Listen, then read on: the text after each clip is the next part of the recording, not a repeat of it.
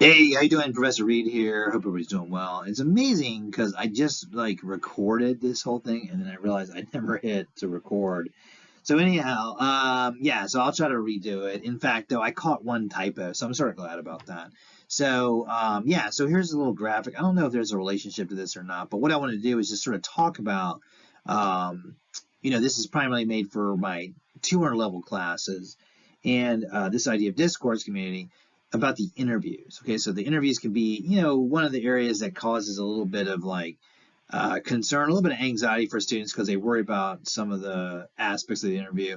But I'm here as I think always to try to alleviate some of the pressure with this. Okay, so let me go to the next slide. All right, cool. So here's the interview overview, and just sort of take this in. Ideally, you want to think of four people related to your discourse community. Get creative.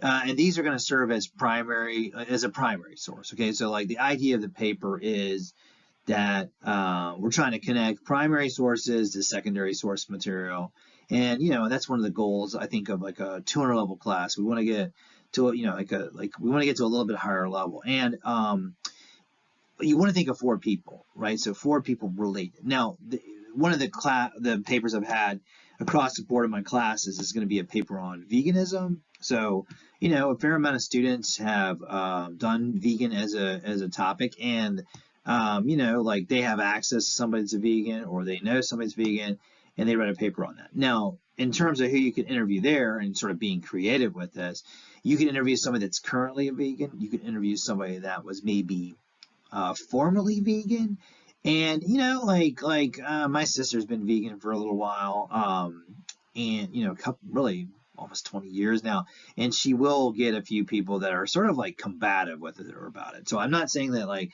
somebody is necessarily anti-vegan per se, but you can get people that are sort of like aggressive about it. Okay, so that could be another person that you can interview.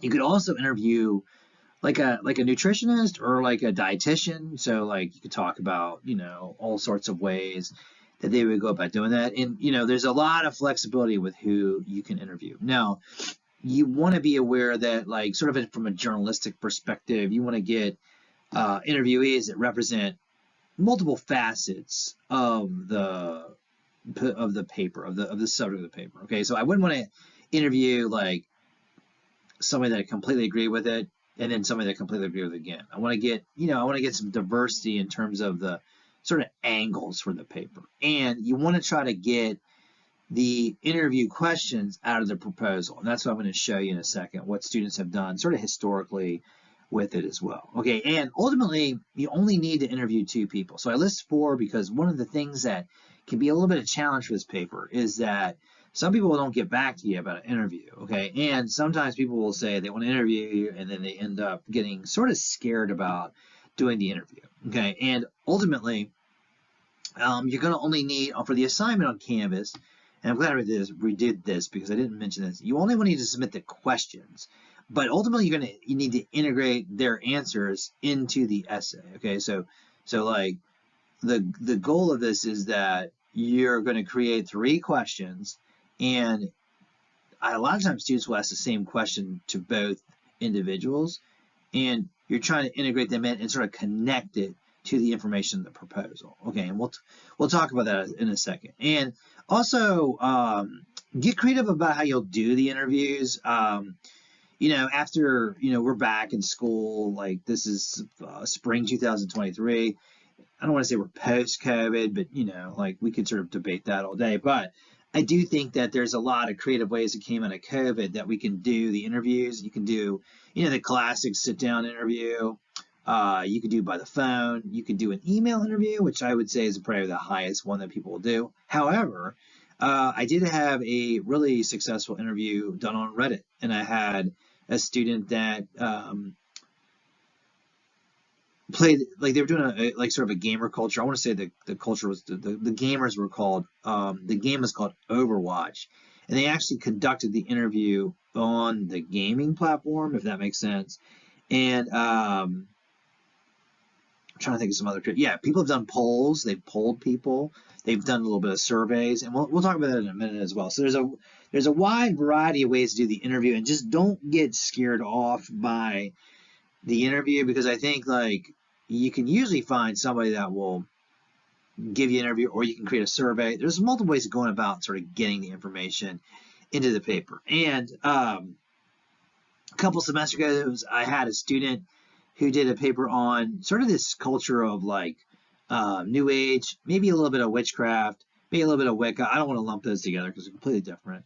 But that was sort of developing on TikTok and on like different social media platforms. And they actually went on Facebook, if you believe that. They went on Facebook and they interviewed. They joined like a group that was like sort of for like moms into like low-level witchcraft, and they actually conducted a really good interview by just posing a question on a Facebook forum. Or you go on a YouTube page and ask a question there. Now, the ultimate thing we want to be aware of is safety. Like, we don't want to do interviews that are in any way going to get us into any type of like, compromise situation.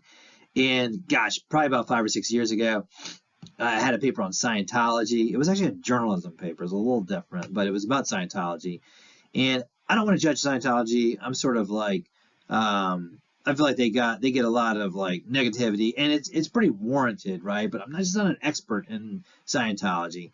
And I had a student who was in Philadelphia, and they went to the temple. I think they call it a temple, and they went there with a bunch of friends, and they met somebody, and they asked them some questions, and then for some reason they gave them their phone number, and they ended up getting phone calls from the Scientology people. Now, that's the sort of thing that we don't want to have happen, right? We don't want to have that happen.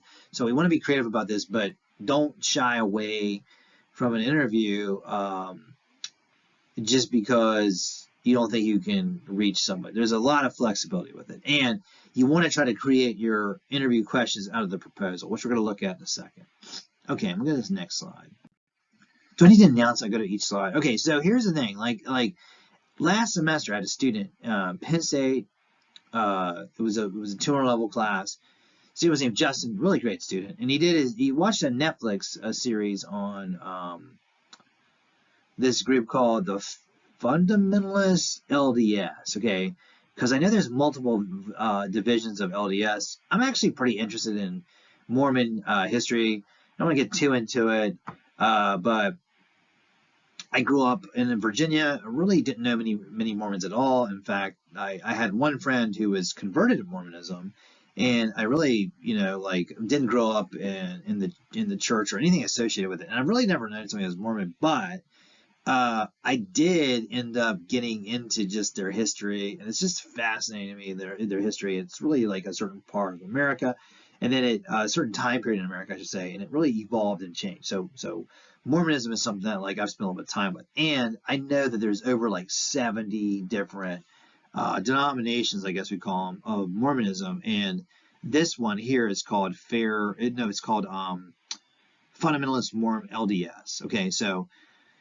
And by all definitions, I would say 99% of people would say that they're a cult. Okay, and they have like a head leader, and I'm not really that sure about like their specific ideologies. I only had one paper on it, but this is sort of a clip from Justin's proposal. And basically what he said was, he looked at this idea of shared common behaviors and practices, and then he went through and sort of looked at the way the group thinks, and what he really focused on was like traditional LDS, like Latter-day Saints, the ones sort of based out of Salt Lake, and the ones we sort of associate as being Mormons, although there's multiple divisions of Mormonism. They basically, according to him and the little research, they early on with their church, with their leader Joseph Smith, and then Brigham Young, they did practice polygamy, and it was part of their like their religious texts and that sort of thing. So if you ever meet a Mormon and you ask about polygamy, they'll go, okay, like I knew that was going to come because like we sort of associate that. Now, currently, Mormonism, LDS, traditional BYU sort of area, Salt Lake City, they have a ban on polygamy. You can't do that. But the Fundamentalist Church, which is considered a cult, they sort of live on a compound. As you saw from the last picture, very specific dress code. I guess, a lot of cults have a certain dress code to them, but what Justin pointed out was that there is this sort of interesting connection that traditional Mormons, or what we think of as like the biggest Mormon church, I should say, there's an interesting connection there with polygamy and something that they have to sort of battle. So as his paper moved forward, the question was, who could you interview? And, he's like, wow, this is like a smaller cult based out of Utah. They live on a compound, and they really don't have much communication with the outside world. But then we're talking like, like, could you find somebody that was a former member that maybe has a presence on the internet? No, every semester, well, I shouldn't say this, like 3 or 4 semesters ago, like there was a lot of papers that were on the Amish community, which is really fascinating. And somebody was like, I'm going to do the Amish community. And it was in Philadelphia area, and they decided they were going to go down to Reading Terminal, and they were going to interview Mormons there, and Amish there. And it turns out that the Amish do not really like to interview nor have pictures taken of them, just as a sort of hot tip about the Mormons, about the Amish. My gosh, but like that is the student actually interviewed former members, and they got a lot of communication about that. So they were actually pretty aggressive, in other words. They're pretty like open to interviews. And then one of the things that we talked about, Justin, somebody you can interview would be the professors of religion or psychology. And then you could also interview like a member of the Latter-day Saints church based out of Salt Lake City. You can talk to them and go, how is this group different than yours? Is this something that, when it makes the media, or as the Netflix series comes up, does this start to have people question exactly what your faith is about? And then you could also do like an interview or a poll, and you could ask sort of like, person on the street, their opinion on it. So there's a lot of different varieties of ways you can go about doing the interview. But what he did was he took, or if I'm not mistaken, he took like the angle about current membership, and he looked at their practice of polygamy, which the fundamentalist Mormons still do, and he asked somebody who is currently Mormon their perspective on it. So he built the questions out of the proposal, and that's going to make it really easy to sort of integrate into the paper.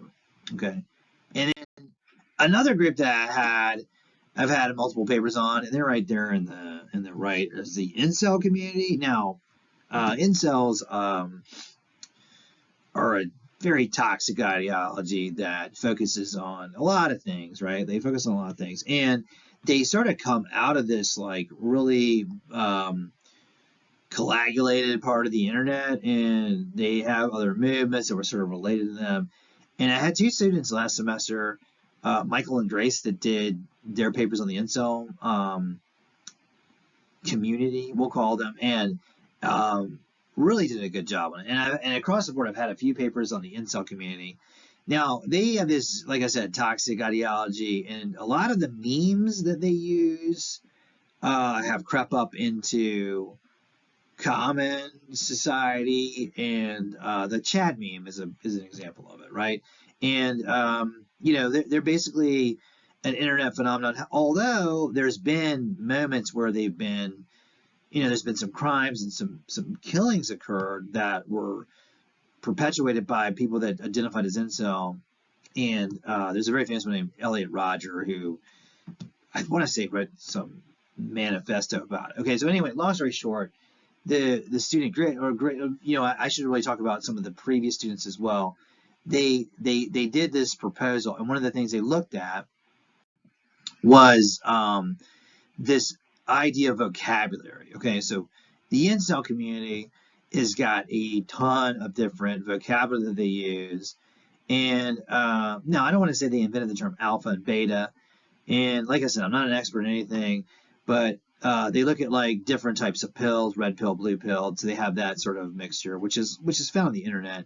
And I want to say that like they have, like, if you go online, they actually have almost like a wiki page about all the different terminology that they would use. Okay, so they've used a ton of memes, and the idea is that, like, they're hostile, they're sort of angry that they can't find a significant other, and a really complex ideology, but they are found primarily on the internet, and there's a ton of different words that they use.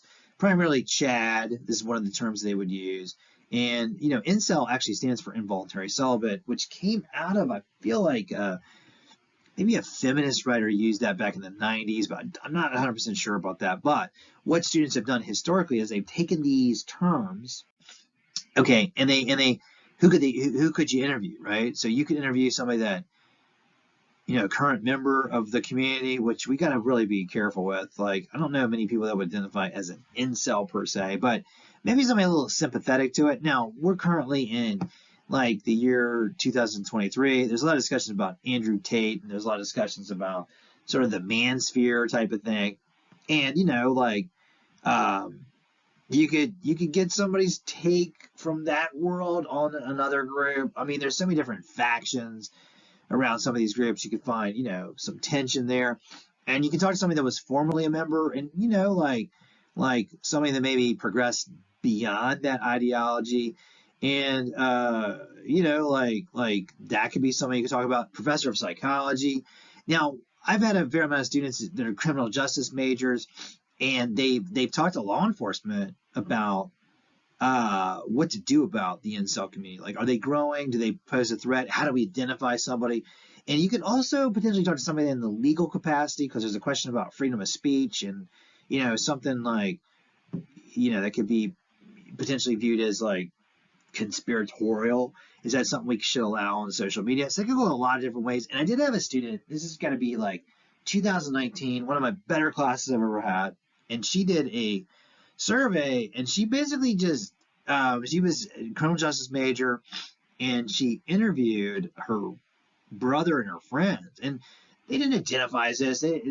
They were just like maybe teenagers, and she just got their opinion on it, and they were sort of like blown away by like the sort of negativity of it. So if that makes sense, that's another area, because remember, the goal of this is that you're trying to get primary sources into the paper. And what I'll do is I'll post this, obviously, and then I'll post some examples of the rough draft, and like, do your best to just think of some interview questions. You could make an interview question for somebody that's a member of law enforcement. Go, okay, there's all these sort of hashtags and memes that come out about from this incel community. How do you go about like monitoring that, or what's something you could do to identify that from like almost like a profiling, not in a real negative way, but just a profiling type of way from law enforcement. Okay, so there's all sorts of different angles you can go with this. Flexibility. You want to get 4 people, try to get 2. You only have to answer 3 questions. It's basically 1 or 2 sentences in the essay, and when it's done right, it gives that primary source material to it. Okay, so hopefully that was helpful.